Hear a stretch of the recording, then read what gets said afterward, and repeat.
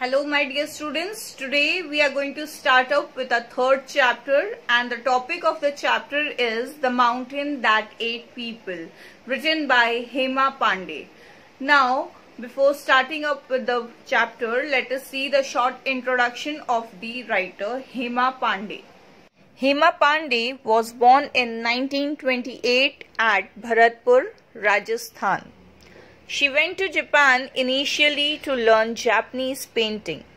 She studied Japanese in Kolkata and found it extremely interesting, especially Japanese children's literature, their traditional folk tales.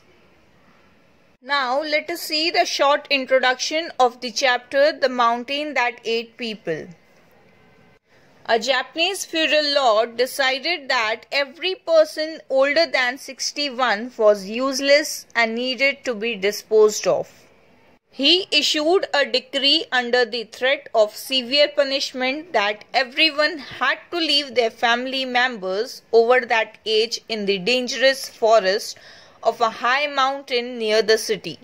One farmer who loved his mother dearly was absolutely distraught when his mother turned 61. The mother persuaded him to take her away anyway, but halfway through the journey, the farmer turned back and hid her in a small room under the ground. 2 years thence, the feudal lord was overrun by a neighboring overlord. The former pleaded for mercy for his people. The overlord set him a riddle to solve as the condition for his clemency. However, it was too tricky for the feudal lord and he proclaimed that anyone in the land who could solve it would be rewarded. The farmer's mother solved it easily, winning the reward for her son and saving the lives of the people. The overlord then repeated the same exercise twice with the same result. The final time around, the feudal lord grew suspicious of the farmer and asked him how he found the answers to the riddles. This time, the farmer decided to confess to the truth. On learning about the woman's sagacity, the lord withdrew the cruel decree. Now let us start up with the chapter.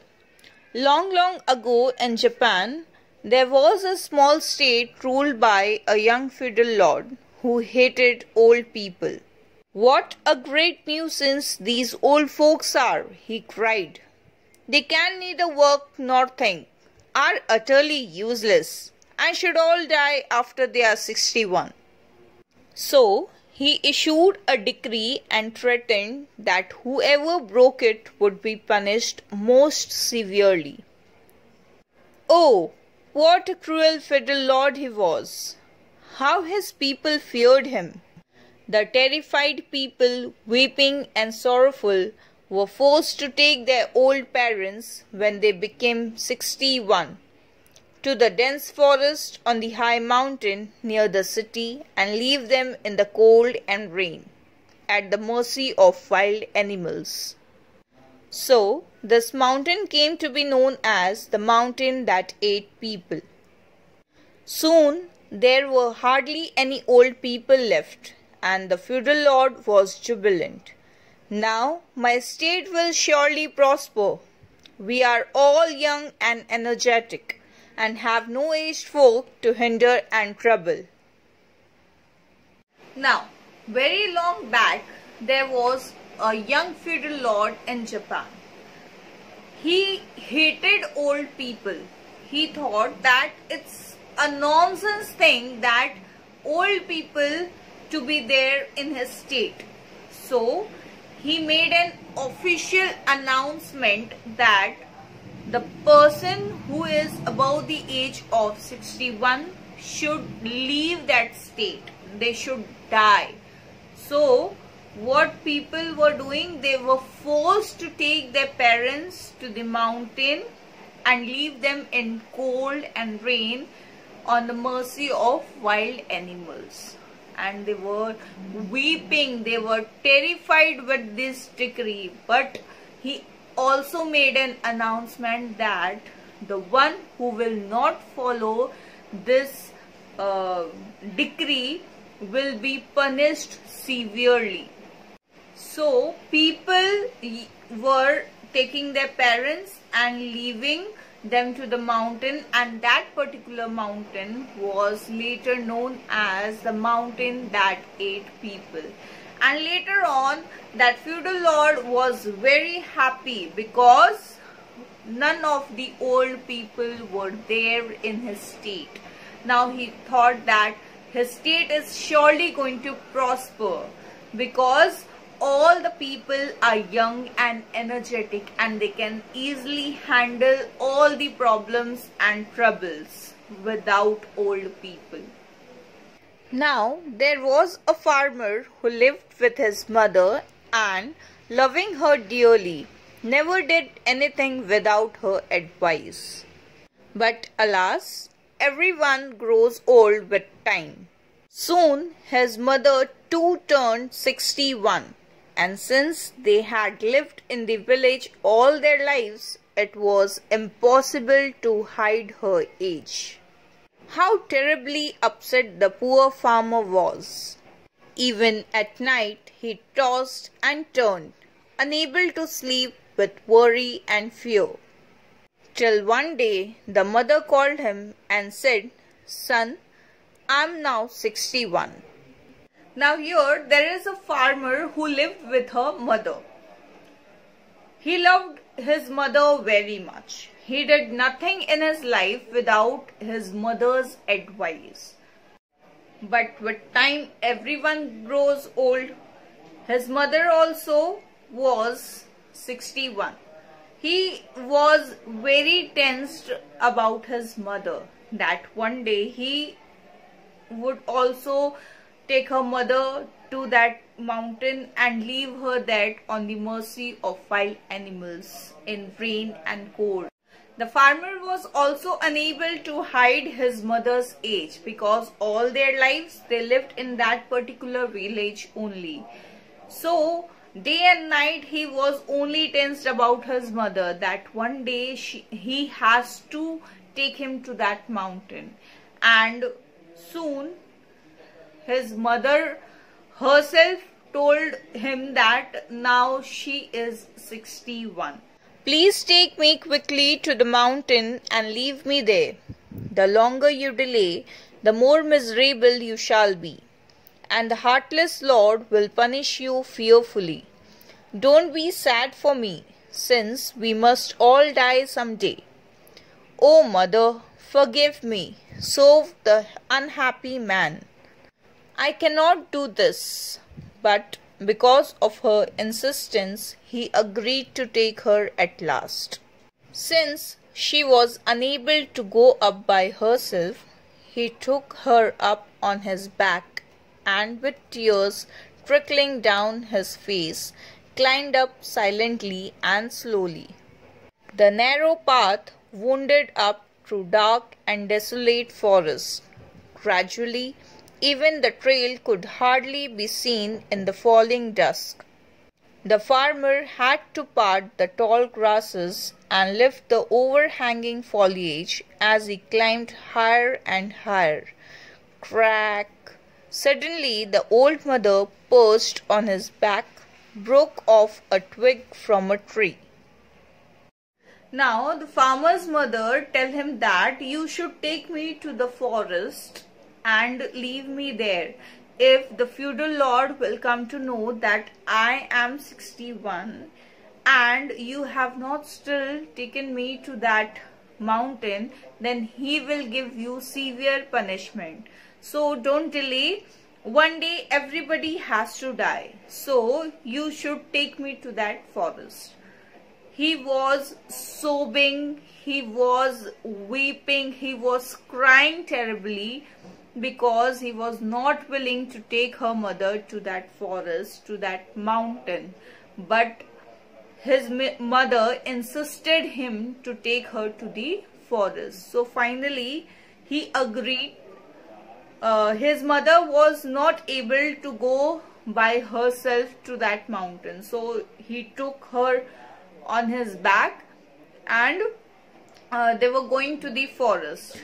But what happened in between, on the way when they were to the forest, to that mountain, she was breaking the twigs and dropping down.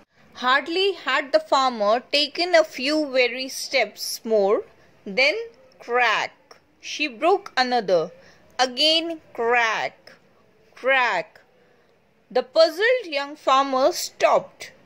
"Mother, why are you breaking so many twigs?" he asked. "I'm breaking and throwing them down," replied the mother calmly. "I know that I will not be alive by tomorrow, but it will be extremely dangerous if you lose your way returning home." Now the farmer was puzzled that why was his mother breaking the twigs again and again. So he asked his mother that, "Why are you breaking the twigs, mother?" So she replied very calmly. She said him that she is breaking the twigs for him. She also told that by tomorrow she is not going to be alive. But when the farmer will be returning back to home, it's going to be dark, and he should not forget the path while returning. He should not get confused that where is the path.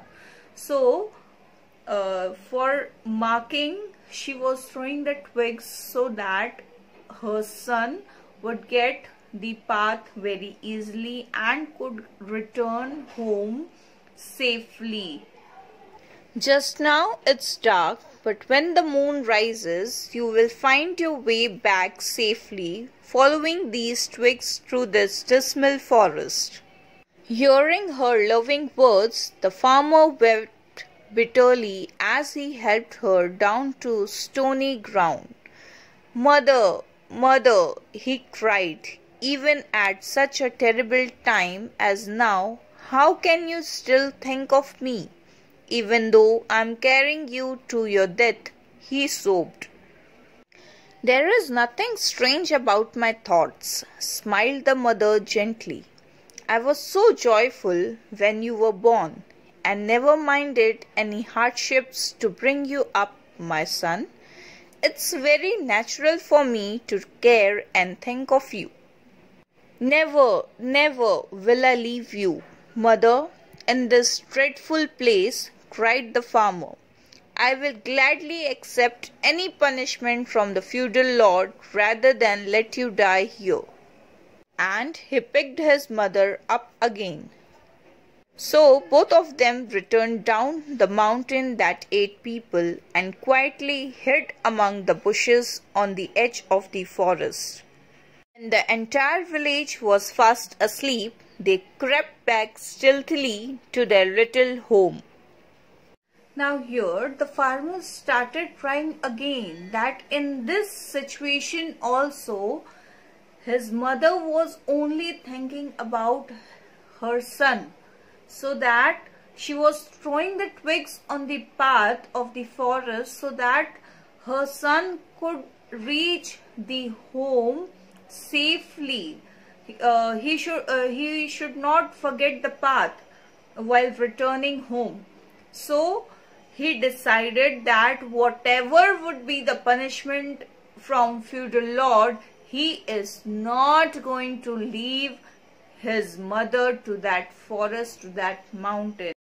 So that farmer decided to take his mother back to home when the whole village would be fast asleep. At that time he is going to take his mother to the village and hid her under a small room. The farmer worked hard day and night digging up the floor within the house. He made a small room under the ground, hid the old mother in there and looked after her well. During the day he tended his fields cheerfully as usual, never letting anyone know his dreadful secret. A year passed and yet another. One day the mighty overlord of the neighboring state came thundering with his army and horses and waged war against the feudal lord, defeating him. Now the farmer worked very hard by digging one underground house for his mother in his house itself, and this secret was only known by him and his mother and nobody else in the village. And he was very happy. He was doing his work in daytime. He was going to the fields and coming back and looking very carefully to his mother. 1 year passed and another year passed. Nobody came to know that his mother was still alive and was present in his house itself. Now one day suddenly one mighty overlord from the neighboring state came and he defeated the young feudal lord. The defeated feudal lord pleaded for his people again and again. At last the victorious lord took pity on him, saying, "If you solve correctly the problem I set you, the lives of your subjects will be spared." But when the feudal lord heard the problem, he was utterly dumbfounded. Calling his nobles, he sent a proclamation throughout the land that whosoever could solve it would be richly rewarded. The problem was, take 1,000 strings, tie them into a bundle and burn it to ashes. How can you then bring the bundle to me completely intact? An impossible riddle. Many days went by, but none could think of a correct solution. The farmer too heard of it, and returning home told his mother, who laughed heartily. "Don't you worry, son. I will tell you. Make a bundle out of 1,000 strings. Soak it in sea water and dry it well in the sun. Even if this is burnt to ashes, it can still be carried intact to the mighty overlord." The farmer ran to the court of the feudal lord and, bowing low, told him what his mother had said. Now the defeated feudal lord was begging in front of mighty overlord. The victorious mighty overlord told the defeated feudal lord that he would only spare him if he solved the riddle, and the riddle was really very tough. The riddle was, take 1,000 strings, tie them to a bundle and burn it to ashes and bring him back. So the feudal lord made an announcement in his state that whosoever will solve the riddle will be rewarded. So the farmer came home and he told all the trouble happened, and he told about the riddle also to his mother, that the one who is going to solve this riddle will be rewarded by the feudal lord. So farmer's mother told that the riddle is very easy. Take the bundle of strings and soak it into sea water, then keep it dry and burn it to ashes. Though the ashes will burn, you can take it completely to the feudal lord. So the farmer went to the feudal lord's court and told the answer of the riddle. He solved the riddle in front of the feudal lord. How thankful and relieved the lord was. He praised the farmer and gave him lots of money and lovely presents. After some time, the great overlord sent a messenger to the feudal lord with another problem, which was much more difficult. How is it possible to pull a silken thread through a narrow pipe with 7 bends? If you cannot reply correctly, said the messenger, my overlord will ransack your entire state. The feudal lord, trembling and fearful, again sent a proclamation across the land. Hearing it, again the farmer hurried home to tell his old mother hidden away in her little room. "It's very simple, my son," said the mother. "Let our master get a narrow pipe made with 7 bends. Place it on the ground and put plenty of sugar at one end." Feudal Lord was thankful to that farmer that he solved the riddle, and he rewarded the farmer. After some time, one messenger of victorious Lord came to Feudal Lord with one more riddle, and this time the riddle was pass a silken thread from 7 bended pipes. So Feudal Lord again made an announcement in his state that the one who will solve this riddle will be rewarded. So again the farmer came to his mother and he told about the riddle. "Then tie a silken thread round a large ant and release it at the opposite end. Surely the ant will pull the silken thread through the pipe, not only through 7 bends but through 70, she added, laughing. "Thank you, mother, thank you," cried the happy farmer. He ran as fast as he could to tell the delighted feudal lord, who rewarded him with bags of gold and precious gifts. Time passed, and yet once more the wicked overlord sent his messenger to harass the feudal lord with the hardest problem of all. "The great lord wishes you to make him a drum that will play by itself," announced the messenger. The feudal lord was petrified. "Who is there that can tell us how to make such a wondrous drum and save our lives and land?" he wailed. The farmer turned again to his mother for advice.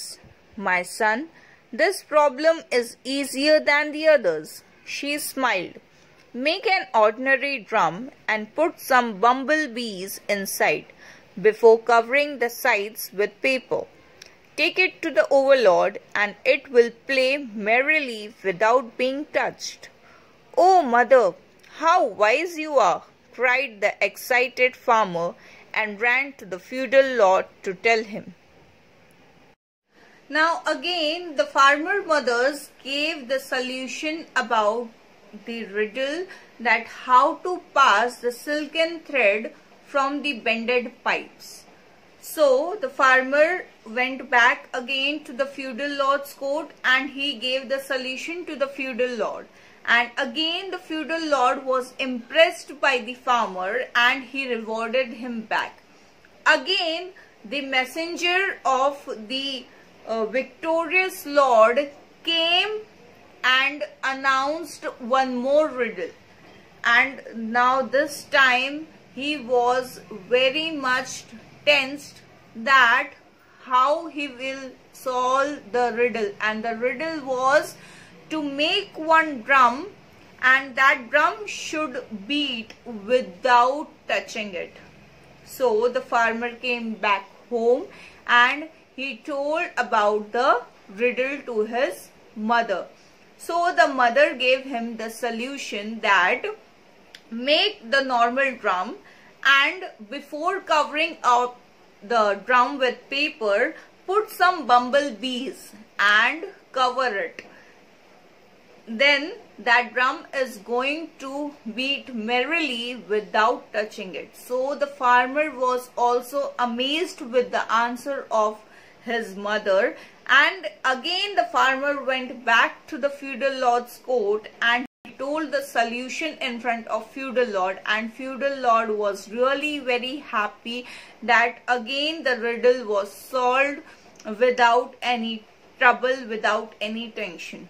The lord was overwhelmed with joy, and taking off priceless strings of pearls and rubies from his neck, gave them to the farmer. But suddenly he stared hard at the young man. "It is wonderful that you are able to solve such difficult problems," he said. "Surely you cannot be so wise to think of the answers all by yourself. Tell me honestly who has helped you." The farmer quaked with fear, but he bowed before the feudal lord and spoke courageously with conviction. Again, the feudal lord rewarded the farmer with priceless rubies. He removed those rubies from his neck and gave it to the farmer. But suddenly he stared at the farmer surprisingly, and he thought that he cannot answer all those riddles by himself. So he asked him, "Tell me honestly who has helped you to solve the riddles." So the farmer confessed in front of the feudal lord that who has solved the riddle and who has helped him to solve the riddle and give the answers to the feudal lord. "Mighty lord, I have disobeyed you and have kept my old mother hidden away at home," he said. "It is really she who has given you the correct answers to these problems and has saved our lives and stayed from the overlord. Please forgive me." Was the feudal lord angry? No, no.